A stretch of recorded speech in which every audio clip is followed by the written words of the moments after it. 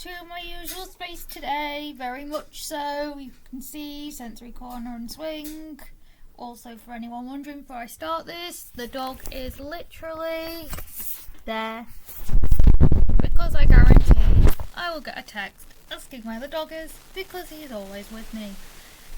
Now today I know this is a bit of a weird one, but also it kind of feels a bit necessary considering we're basically going on the theme of videos I've been watching myself because of my brain needing some form of distraction during the day.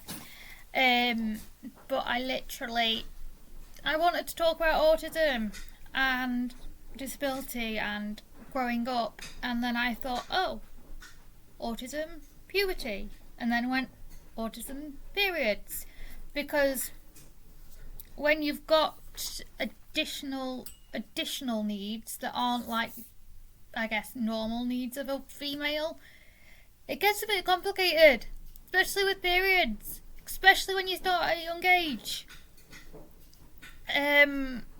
I turned 29 this year. I've been having periods. Sorry, this might be a bit TMI, but to be fair, you can click off this video if you don't want to know about it. Since I was 10, and I remember it very, very vividly because it was before we had it was like before we had like sex ed and that sort of talk at school, so it was very much a thing we didn't really talk about. I mean, my parents didn't really talk to me about it. We knew they existed because obviously I have a mummy, and so I'd seen period things around the house, didn't have a clue what they were. I was 10, not a clue. Obviously you see them in shops, and if you've got like female friends who are older than you, or sisters, or aunts, or cousins, or whatever that are older than you, you see them there too. But like, I didn't know what they were. And I started at the worst possible time. I started when I was 10 in primary school. I was in year 6 and I was in the middle of recess, or playtime as we call it here in the UK. And I was wearing a denim skirt because who let me wear a skirt, of all things, to school? I don't know why that was such a good choice when I was 10. I clearly didn't feel comfortable.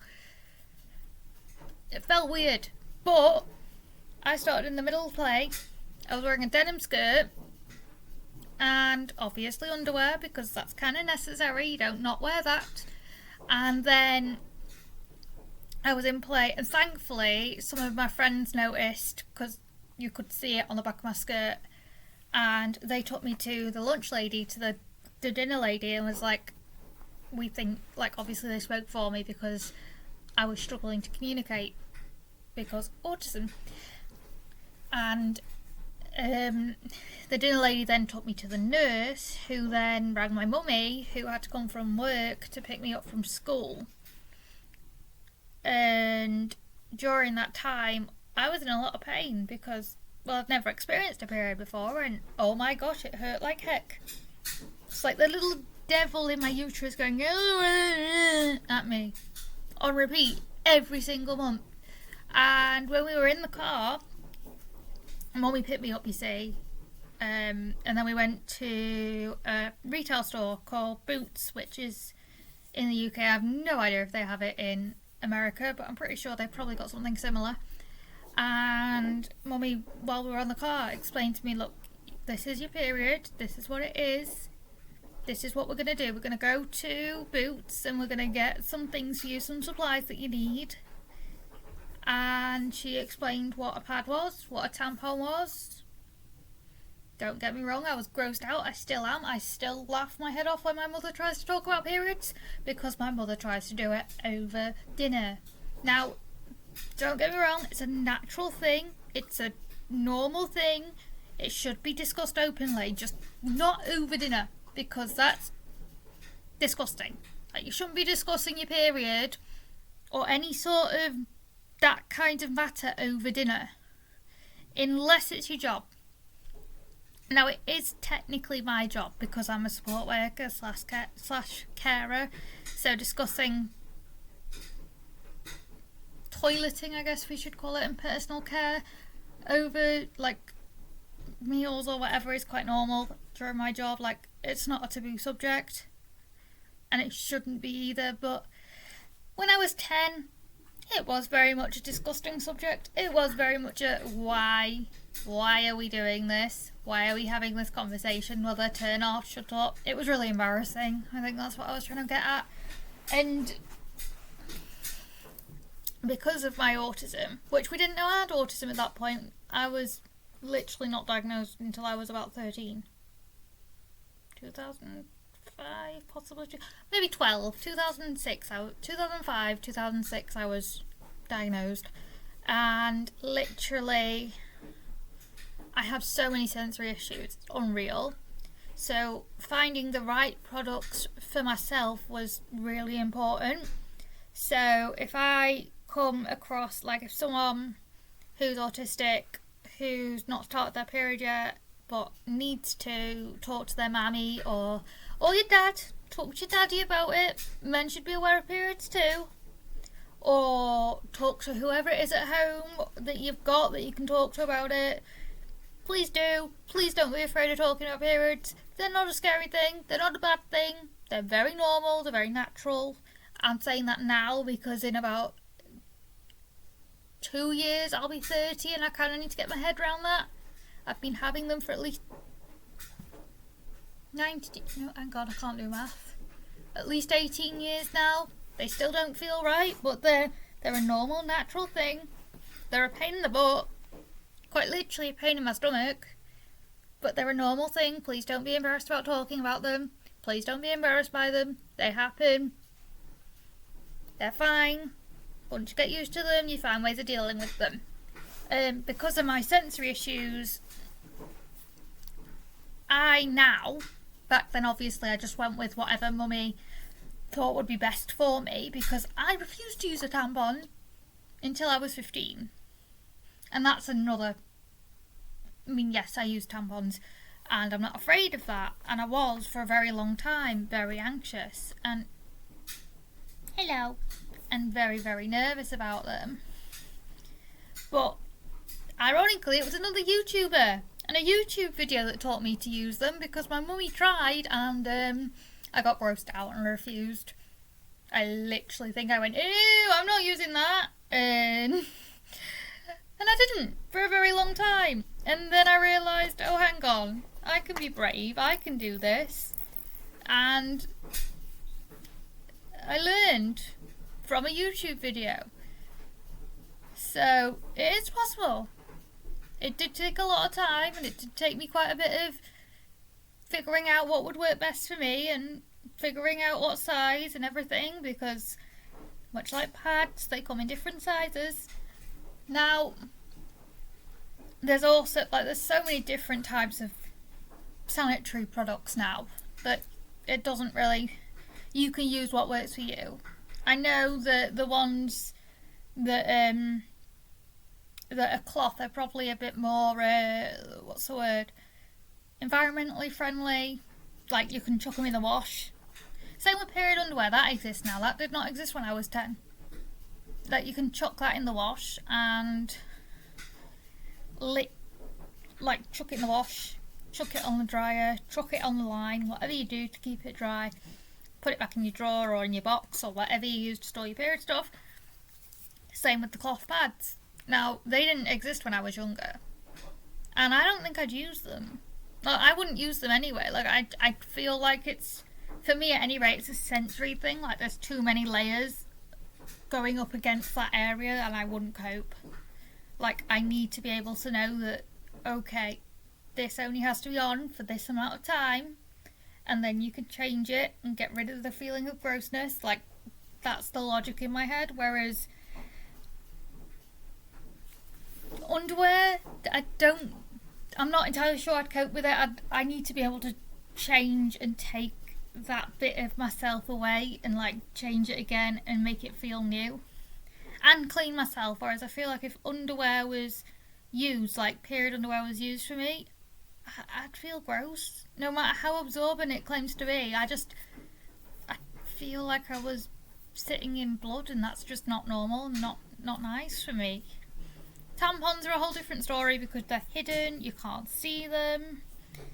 Only you know they're there. Obviously, only you know that you're on your period, unless you're young and you're still starting out and you're talking to your mummy or your sister or your aunt about it, or your grandma or whoever it is you talk to about it. Like,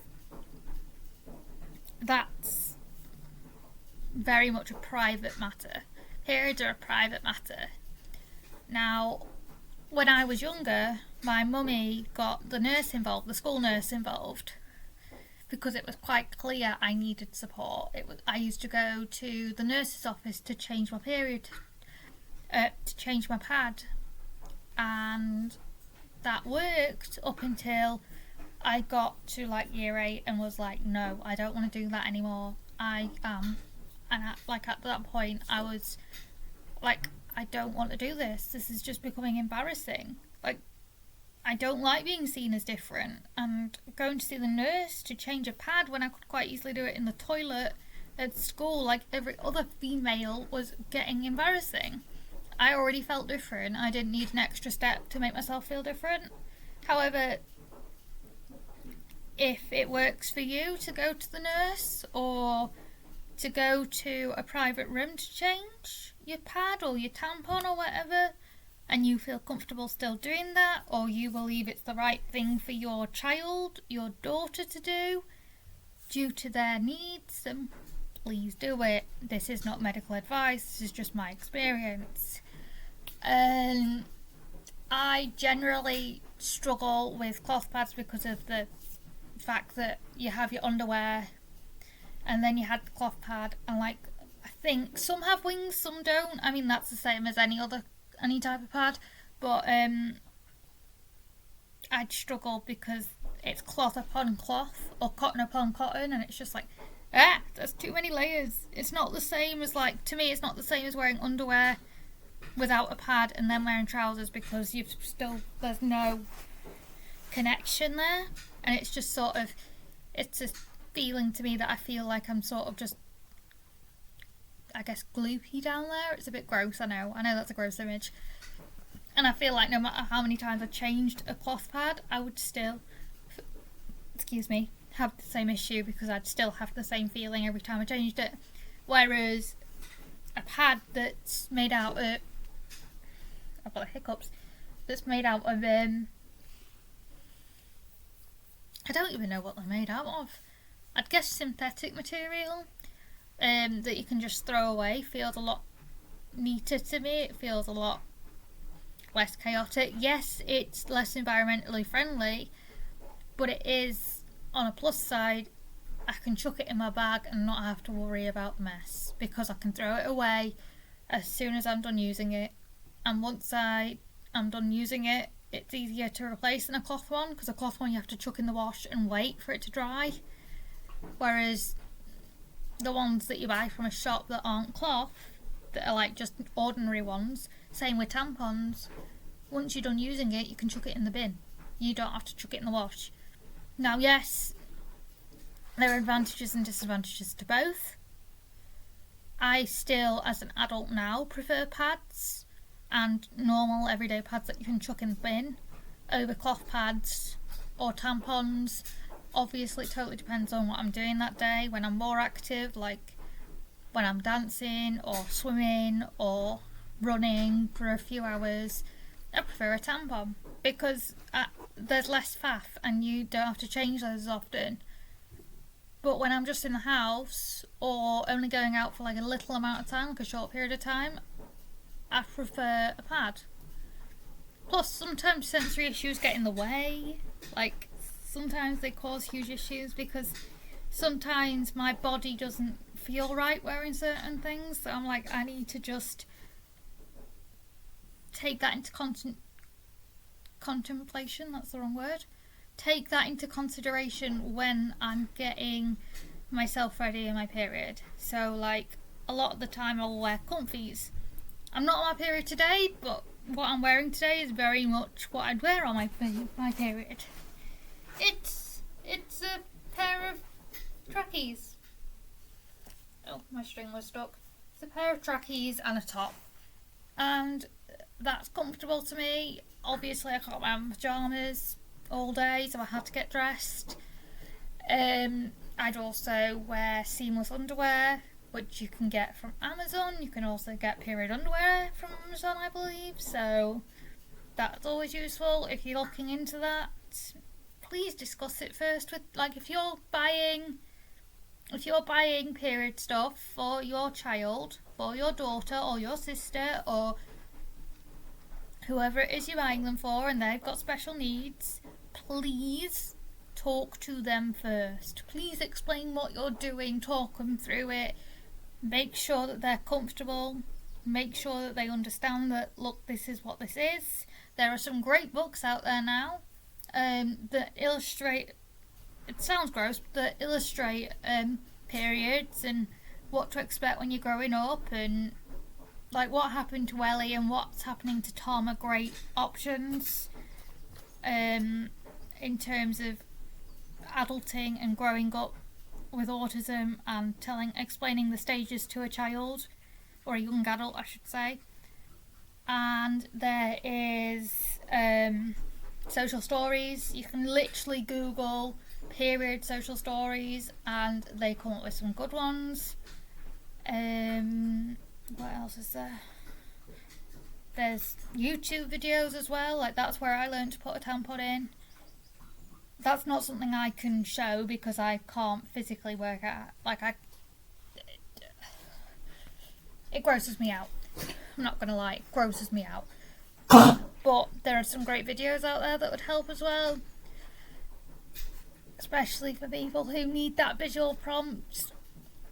And like, obviously you can't predict yourself when your child, when your person, your special needs person is going to start their period. But I'd say be prepared, or as prepared as you can be. Give this conversation a go more than once. Like, have the conversation about growing up, have the conversation about periods, have the conversation about growing hair and puberty a couple of times before they hit that stage, because then they'll know what to expect. Everything from this is what a period is, this is what to expect, this is what we use, this is what's available. If you need to use this or you need something different, please tell me. Please, for the love of God, tell them not to be embarrassed if it happens, because I thought that it was the worst thing on earth when I first started. I thought I was dying. Please tell them that they're not. Please tell them that they're going to be okay. Please tell them that they're going to be safe. And please do not act as though it's a bad thing, because even though we have special needs, we pick up on that. Like, it's a very normal thing. It's a natural thing. If you're a daddy or a son or a granddad of a special needs child or young adult that is about to start their periods and go on to puberty, and you don't have a mummy, like you don't have you're not with their mummy, or their mummy's in heaven, or like whatever that situation is, you're a single dad, or you look after someone in kinship care or whatever, you have the option to speak to females around you. If you do, you have the option, to speak to a school nurse or a GP. Please get their advice, because they know what they're talking about, and they can actually help you and your special needs young person who's a girl, because obviously boys don't go through periods, to get to grips with this and this situation, and the fact that this will happen every month for at least the next 50 years. Please prepare them as much as you can, as much as you feel comfortable that they will understand. Please prepare them. Now, what I do now, I didn't for a very long time, but what I do now, in fact I'll go get it, hang on. What I do now is inside my backpack, yes, my backpack has cats all over it and it's pink, it's awesome, is I have, other than all my usual stuff like medication and sensory toys, because I autism, plus SPD, plus every other thing that I have, oh gosh, I have, Jay, don't eat that. a little kit that I take everywhere with me. That it doesn't look like anything's in it. It doesn't look out of place in my bag. It's my Cinderella bag that says, "A dream is a wish your heart makes," because I love Cinderella. And in this Cinderella kit, I basically have like emergency supplies. So I have, I have this little kit, which is by the brand Lillettes, which I don't know if it's I don't know if it's just England that do Lillettes, but I found it in Boots when I was looking for period products myself, and it's technically like it's for teenagers, but my flow isn't very heavy, so I can get away with it. And I just kept the bag once I was done using the products that they put in it, because it comes like prepared with products, but because I was done using the products, I just replaced them with what I now use, which I found works for me. But in here I carry, as you can see, a whole heap of pads. That's literally all pads. These blue ones, are overnight pads. I have some little, these are panty liners, but there's only like 4, and I never used them when I had the Lillettes pack, because these come with the pack that I got. And I have in here, what else do I have? Yes. And lastly, in here at least, I have some miniature tampons. Well, I have some little tampons because you never know when you're going to need them, and I'd rather be prepared. Like, I'd rather have them than not have them, even if I've got a selection of like, because that's the thing, you can get different ones, but I've got like ones for, and depending upon my comfort level as well that day, I might only want to use like one for a little flow and have to like rechange it several times, which is these kinds of ones, the blue ones that Lillette do. And then I've got ones for heavy flow, which is this one, and then I've also got like medium flow ones, which is this pink one here. Now there are different types, and I know that some people are more comfortable with applicator ones, which I don't have, because I could not for the life of me with my dexterity figure it out. So I just use the non-applicator ones, which are these ones. And then also in my little Cinderella kit, I like this because it makes it not obvious that it's got period stuff in it. I have a pair of underwear, always important when it comes to periods. I like to have a pair of underwear just in case I need to change my underwear, in case my body decides to have a meltdown and bleed everywhere. Hairbrush that apparently still has a sticky label on it from when I bought it. Chapstick. Oh gosh, oh dear. Oh dear. Oh dear. This is cream that's prescribed to me. I've just squirted it out of the big bottle that I've got up there into a little one so that I can carry it places. I am covering my information up, which is why it looks a bit odd, but it is a very tall, obviously it's quite a tall one, but it's got a squirty lid, which I did test before I put any in to make sure it works. With that, this is hair ties and hair grips. What else do we have? Oh, dry shampoo, because you never know. Oh gosh, oh dear, something's falling out. Deodorant, again, comes with periods, comes odours, so I like to have that. Miniature toothbrush, miniature toothpaste. Sorry for the fidgeting, but I need to. And some Germaline and Savlon, because my body does not like to do as it's told. And I also have, because of the time we're in, I have a mask and a sewing kit and some earplugs, because again, sensory issues. I carry that everywhere I go. I would advise having something similar in your child, in your daughter or young person's bag, just in case they ever need to do that, like they need it. I mean, it can't help to be prepared, really, can it? I mean, obviously, I wouldn't really think about putting that sort of kit in your special needs persons, autistic persons, young persons bag until they're about 9. Because people can start early. You can start your periods from, well, really early. I started at 10. I've got friends that start at 9. I wish I had more information than I did when I started. Unfortunately, you don't really know when you're going to start. So having the information, having the books, having the preparedness talk, having the routine, at least it'll help them be more prepared and help them feel more secure when it does start to happen. Or at least that's how I feel. Obviously, this is just my opinion. You don't need to take any of the advice or any of the ramblings on that I say.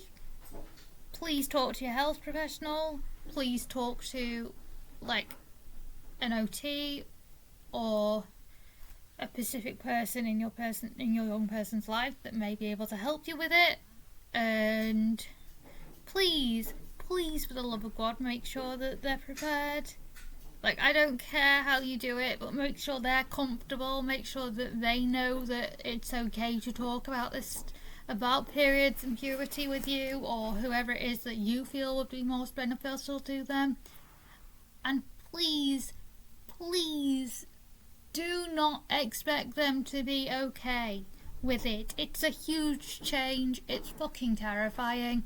Don't expect them to be okay straight away, and don't punish them for behaving like they're freaked out, because that just adds a huge stigma around periods that doesn't need to exist. Okay, I think I'm done rambling. I am going to go and put all my things away because they're currently stacked up here. And I'm going to go hug my dog, who is currently very much sat behind me. I know you couldn't see him, but I needed to move anyway. So I will see you guys later. Bye!